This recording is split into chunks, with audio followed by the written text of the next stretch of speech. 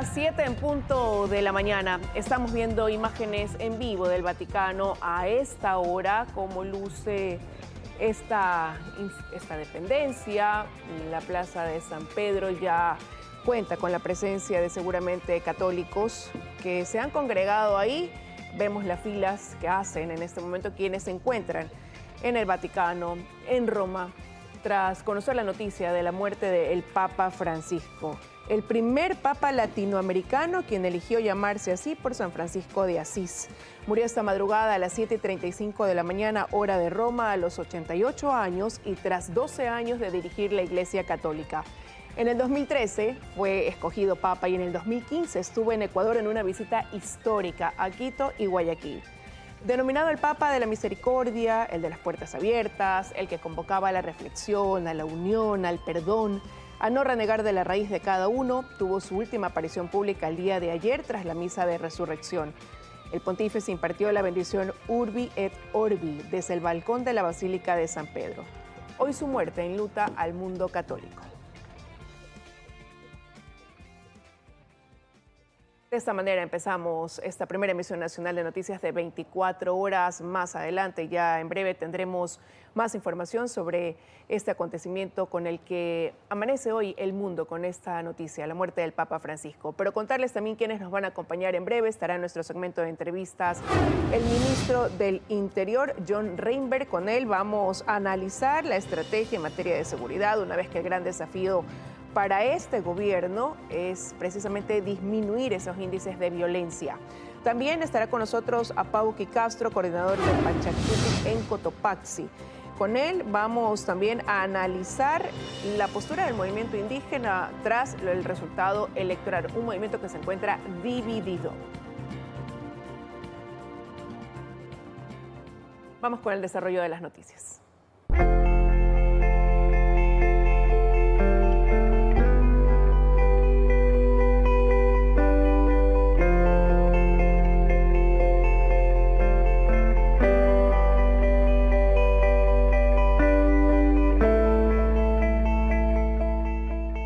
La muerte del Papa Francisco fue anunciada por el cardenal Kevin Farrell. El fallecimiento del Santo Padre se produce a menos de 24 horas después de su aparición en la Plaza de San Pedro del Vaticano con motivo del Domingo de Pascua.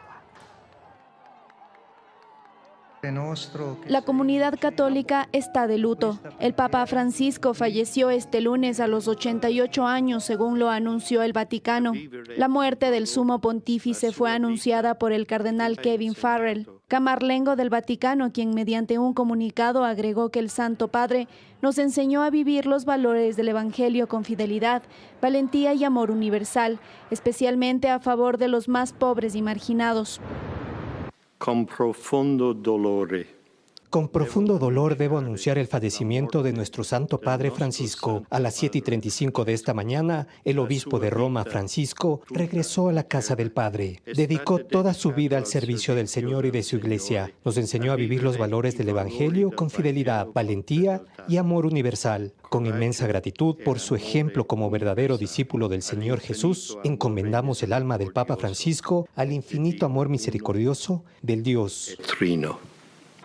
El Papa padeció complicaciones respiratorias en las últimas semanas y estuvo ingresado en el Hospital Gemelli más de un mes, hasta que los médicos le dieron el alta el pasado 23 de marzo. Su fallecimiento se produce menos de 24 horas después de su aparición en la Plaza de San Pedro del Vaticano con motivo del Domingo de Pascua. Salió en silla de ruedas y saludó desde el balcón de la Basílica de San Pedro a la multitud que esperaba ansiosa su aparición.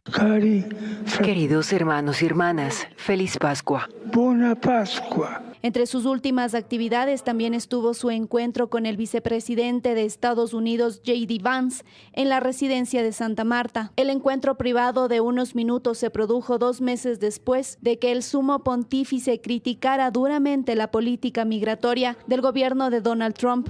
A esto se suma su tradicional discurso y bendición de Pascua que fueron leídos por un asistente mientras él observaba sentado.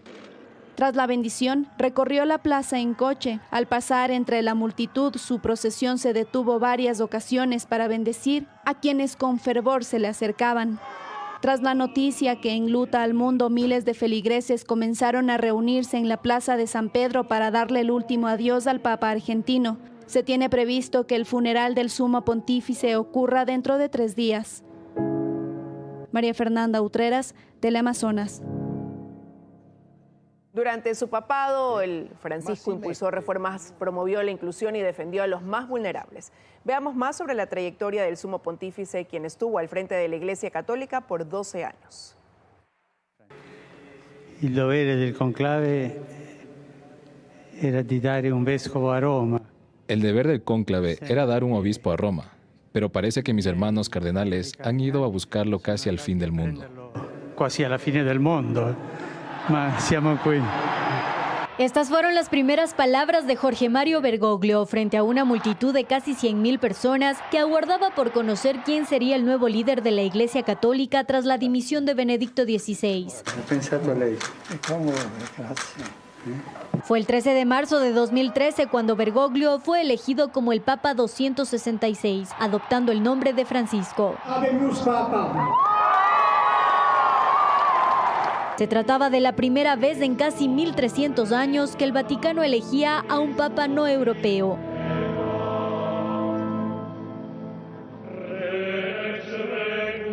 Francisco se convirtió así en el primer pontífice latinoamericano y jesuita.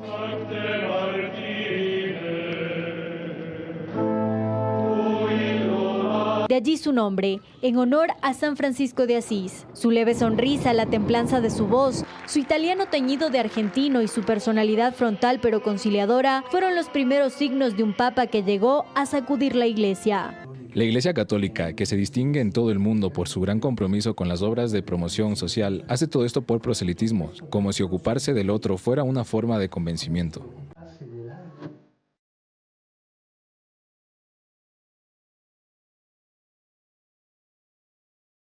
Jorge Mario Bergoglio nació en el barrio Flores en Buenos Aires, Argentina. En la secundaria demostraba pasión por el básquet y el fútbol. Era un fanático del San Lorenzo de Almagro, del que siguió siendo socio incluso a lo largo de su pontificado. A sus 17 años supo de su vocación sacerdotal y a los 22 ingresó en el Seminario Diocesano de Villa Devoto. Su labor sacerdotal lo llevó a ser nombrado cardenal por el Papa Juan Pablo II el 21 de febrero de 2001 y desde entonces tejió una personalidad que en el Vaticano no pasó desapercibida.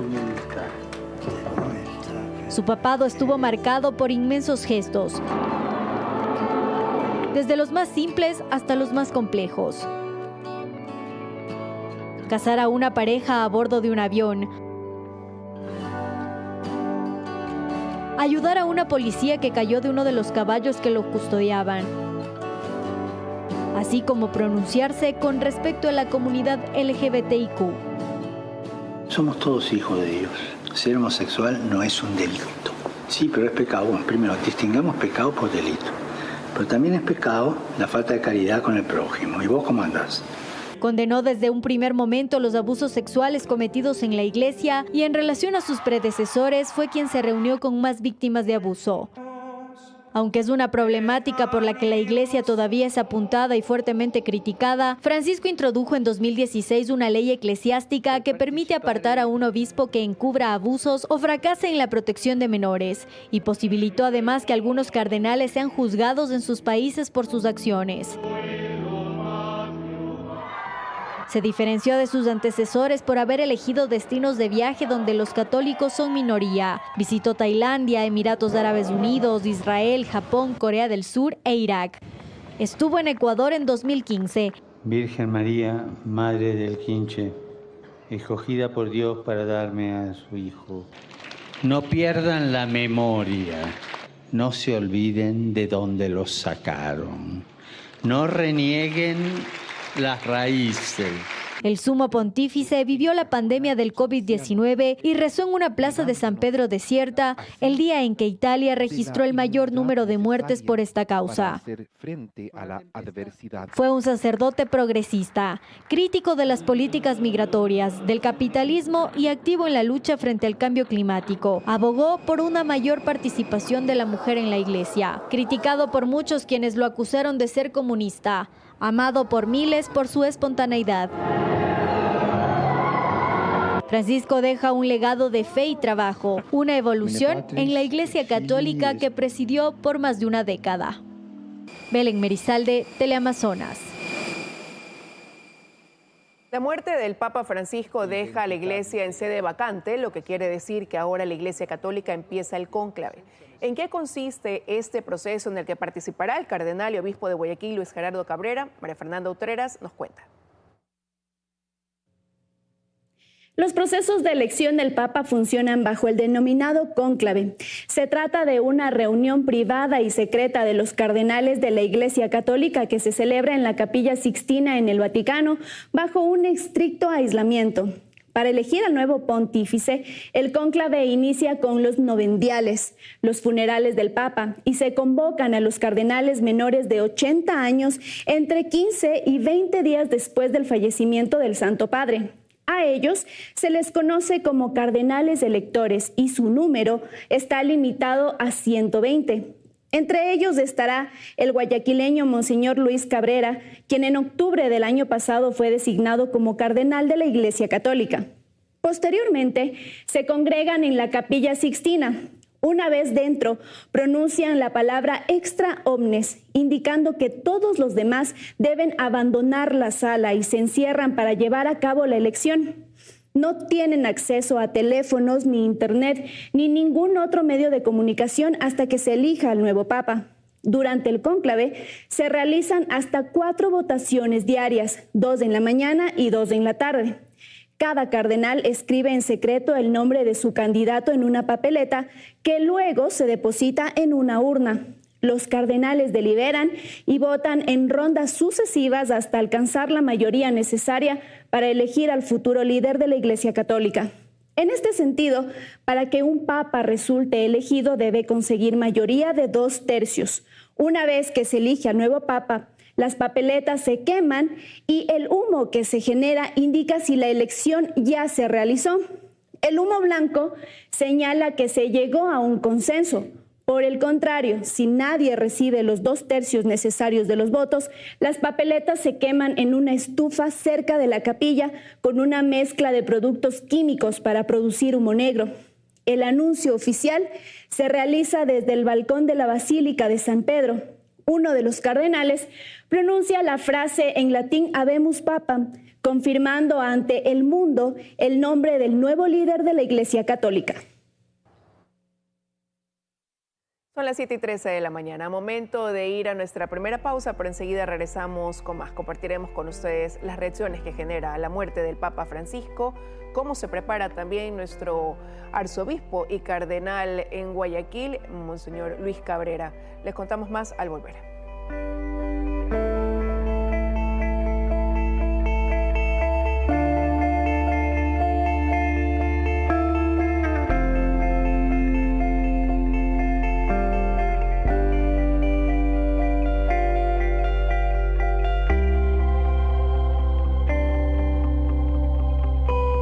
Y a esta hora el nuncio apostólico realiza un pronunciamiento a propósito de la muerte del Papa Francisco. Escuchemos. Nos dio la bendición.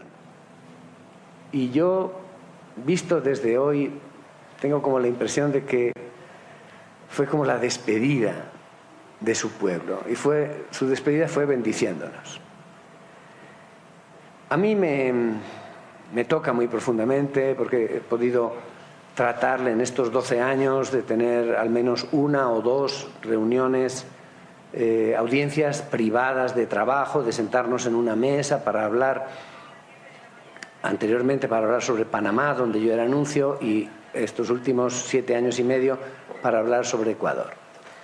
Y he podido conocerle de cerca y saber lo que piensa sobre tantas cosas y tantos criterios que me ha ido dando, para poder ser su representante en este país con la misma actitud, con el mismo tono, con la misma entrega, con la misma invitación a ser una iglesia en salida, que no se cierra en sí misma, que se acerca a los sufrimientos de nuestra gente, que está cercana. Es un momento en que uno siente como que ha perdido un padre. Pero yo también, hablando esta mañana con algunas personas, me decían, es que el mundo ha perdido un padre. porque no eran muchas las personas que le podían hablar con esa fuerza moral a este mundo nuestro, a veces despistado, a veces poniendo acentos en cosas que no nos ayudan tanto. Estamos en esta casa, que fue la casa de él en el año 2015. Él estuvo aquí 3 días. Y en esos días nos dejó unos mensajes importantes y nos invitó, yo quiero subrayar una cosa, que invitó a que los ecuatorianos seamos hermanos, a que reconozcamos que pensamos distinto, pero eso no nos hace enemigos. Y solo siendo hermanos, solo desde esa fraternidad viviremos con esperanza y construiremos el Ecuador que todos nos merecemos. Una cosa que esta mañana cuando oí la noticia, era muy temprano, eran las 3 de la mañana acá, recordaba que ayer, 20 de abril, justo el día que se despedía de todos, era el día de la Dolorosa del colegio.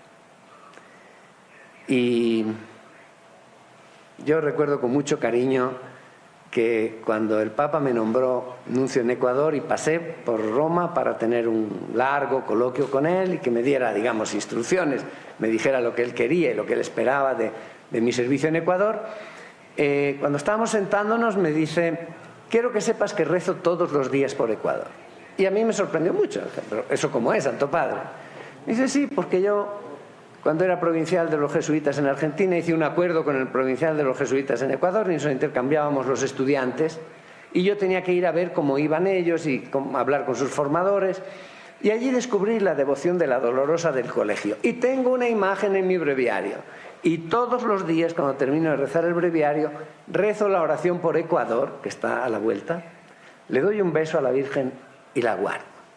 Y yo me quedé impresionado y le dije: pero Santo Padre, ¿yo eso puedo decirlo en público? Y me dijo: es la verdad. Pero después fui viendo que era solo una señal de las muchas que me dio de que él le tenía un cariño muy especial a este país. No por nada fue el primer país de Latinoamérica donde él organizó, cuando organizó el primer viaje, organizó que comenzara por Ecuador, siguiera por Bolivia y terminara en Paraguay. Es verdad que había hecho el viaje a Brasil, que estaba organizado ya por el Papa Benedicto, y ahí no tuvo opción. Pero cada vez que yo me encontraba con él, con la memoria que tenía, una memoria de elefante, y recordaba hechos, personas, cosas, situaciones, con mucho cariño.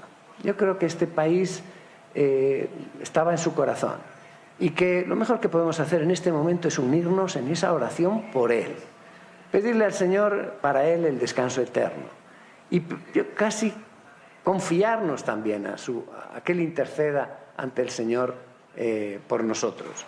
Me parece que es una oración que debe ser agradecida porque nos ha enseñado tantas cosas, nos ha dicho tantas cosas, le debemos tanto. Yo les invitaría a los ecuatorianos a que vayan a googlear y busquen los mensajes que el Papa nos dio cuando estuvo en Ecuador. Van a ver que les va a enriquecer. De nuevo les agradezco su cercanía, les anuncio que vamos a abrir un libro de condolencias aquí en la Nunciatura, que podrá ser firmado por quien quiera venir. También vamos a aceptar condolencias a nivel virtual, de cartas, que las pondremos junto con las demás.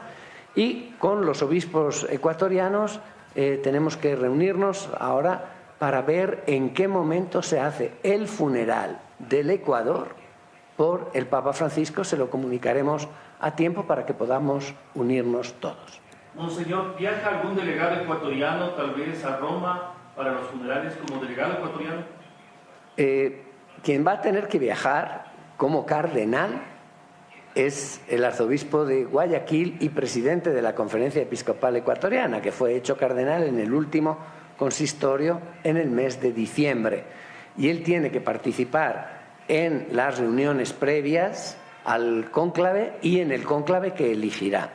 En cambio, los que estamos aquí tenemos que ocuparnos de que celebremos aquí, más que irnos a Roma. En Roma, yo bromeo siempre, digo que en Roma pueden hacer las cosas sin nosotros, pero en Ecuador tenemos que estar nosotros para acompañar a este pueblo que ora por el Papa. ¿Se tendrá prevista una iglesia, un templo donde se hagan también los funerales del Papa aquí en el Ecuador? A eso me refiero, estamos teniendo que reunirnos para ver cuál es el lugar que se adapta más y cuál es la fecha, porque tengan presente que estamos en unas fechas difíciles. Ayer, domingo de Pascua, termina la Semana Santa, pero para la liturgia de la Iglesia hasta el domingo próximo es el día de Pascua. Es un día que dura 8 días, por lo cual tenemos que ver cómo encajar las cosas. Pero son cosas más bien técnicas, les avisaremos a su debido tiempo donde los fieles que quieran unirse a esta oración podrían venir. Monseñor, mientras se define precisamente esto, ¿en dónde, no sé si se harán misas en honor al Papa Francisco durante estos días, mientras obviamente ustedes definen estas actividades? Obviamente se le va a recordar prácticamente en todas las parroquias. Yo no imagino una parroquia en la que hoy, sabiendo ya la noticia, no se haya celebrado la misa esta mañana por el Papa o esta tarde, si tienen misa vespertina. Es obvio que es el Padre y oraremos por él. Pero también es verdad que tenemos que marcar un momento que sea como el funeral de Ecuador por el Papa Francisco. Monseñor, ahora con su fallecimiento se inicia ya la sede vacante en la que se elige un nuevo sucesor en el Ecuador y quién va a participar. Bueno, son varias cosas. Ahora entramos en sede vacante hasta el día en que haya un Papa elegido y acepte y se le presente. Ahí termina la sede vacante. Pero, mientras tanto, son prácticamente 15 días. A partir de mañana comienzan lo que se llaman las congregaciones generales, que todos los cardenales son convocados. También el cardenal Cabrera ya está convocado para mañana, no creo que llegue, pero todos los cardenales son convocados para ir viendo los detalles de estos días. Después se tiene el funeral del Papa y cuando se termina el funeral del Papa empieza lo que se llama en Roma los novendiales, 9 días de oración por el Papa difunto. Y al terminar los 9 días comienza el cónclave. Y en el cónclave entran solamente los cardenales que en ese día no hayan cumplido 80 años. Alguien que lo cumpliera el día siguiente entrará. Alguien que los haya cumplido ese día o el día anterior no entrará. Y en este momento son como 130, 132. Y estas personas son las que van a ir a votar. Están previstos normalmente 4 votaciones por día. Se hacen dentro de la Capilla Sixtina ante el juicio final de Miguel Ángel y diciendo, juro que estoy votando por aquel que creo que Dios quiere que sea el nuevo Papa. En gran libertad y sin influencia de nadie. Monseñor, en días anteriores se había dado una lista de los preferiti con respecto a ello. ¿Ha cambiado algo con respecto a eso? La lista de los preferiti, ¿sabes lo que dicen en Roma? En Roma se dice, un dicho popular, quien entra papa, sale cardenal. Porque yo de esas listas no he visto nunca acertar. Por lo cual, el cardenal Bergoglio, él bromeaba que en las casas de apuestas estaban en número 36. Al final, nadie hace campaña, todos están con miedo de ser elegidos. Y al final es el Espíritu Santo el que gobierna la Iglesia. Yo eso no me cabe la menor duda. ¿Todo este proceso tomará qué tiempo más o menos ustedes calculan? No menos de 15 días, porque ahora serán 6, 8 días y luego los 9 novendiales, los 9 días, 15, 16, 17. Si pensamos, Papa Juan Pablo II murió un 2 de abril, fue enterrado un 8 de abril y el 19 de abril salía al balcón el Papa Benedicto. En el caso de la elección del Papa Francisco no había habido muerte del Papa precedente, pero la renuncia se actuaba el último día de febrero, 28 de febrero, y él salió al balcón el 13 de marzo. O sea, 15 días.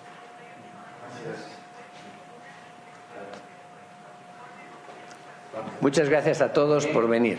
Muchas gracias. Hemos escuchado a Monseñor Andrés Carrascosa, nuncio apostólico, referirse a lo que fue la visita del Papa Francisco en julio del 2015 al Ecuador, una visita especial en la que el Papa Francisco decía, doy gracias a Dios por haberme permitido volver a América Latina y estar hoy aquí con ustedes en esta hermosa tierra del Ecuador. Dio a conocer que será una especie de funeral en el país. Además, dijo que el Papa Francisco en esa visita, durante los 3 días que permaneció en el nuncio, le dijo que rezaba siempre por el Ecuador. Viajará el arzobispo de Guayaquil, Luis Cabrera, al haber sido designado cardenal el año pasado precisamente por el Papa Francisco para participar de ese cónclave. Es parte de lo que se ha compartido desde el nuncio apostólico. Vamos a una pausa y ya regresamos con más.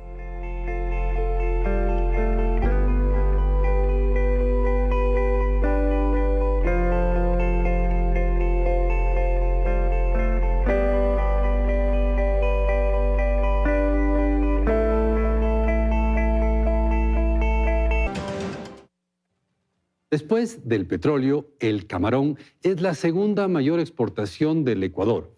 En el 2024 exportamos casi 7.000 millones de dólares, lo cual es menos que el petróleo, pero casi el doble de lo que exportamos de banano, nuestra tercera exportación.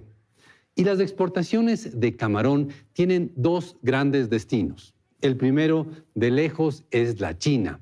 En este rubro de exportaciones, casi la mitad se va a la China. Para ser exactos, el 46% de nuestras exportaciones de camarón tienen como destino la China.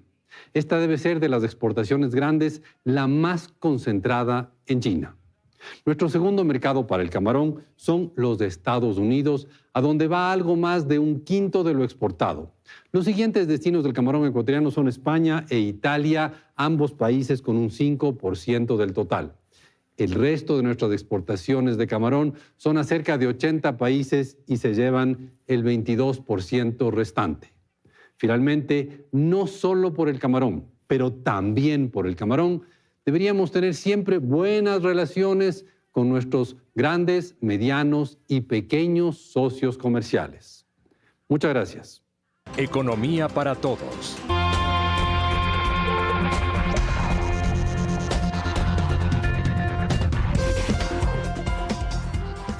De esta forma estamos ya despidiendo esta primera emisión de noticias. Enseguida viene la información de la comunidad. Que tengan un buen inicio de semana.